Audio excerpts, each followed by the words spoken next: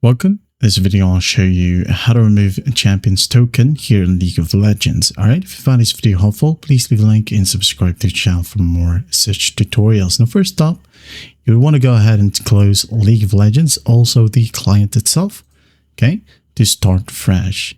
Now, once that's done, go ahead and open up Riot Client, open up League of Legends from here or the client, wait for it to load, and then once it loads right here, just go to the top and click on your profile.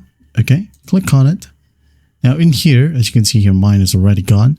So what I did, I only had one champion's token right here. So what I did is I hover over the icon right here, and as you can see, we have this edit button. So what you'll do is just go ahead and double click it as fast as you can. Okay, double click, as you can see. And once that's done, your champion's token right here should be gone. Okay. Now, when you go ahead and check it out right here, click on edit. And you want to go ahead over to tokens. As you can see, that is not equipped. Okay. You can equip it like that. And you'll have to do the same exact thing. Double click on the edit button. It should be good to go. And that is it. Well, I hope this video helps, and I'll see you in the next one.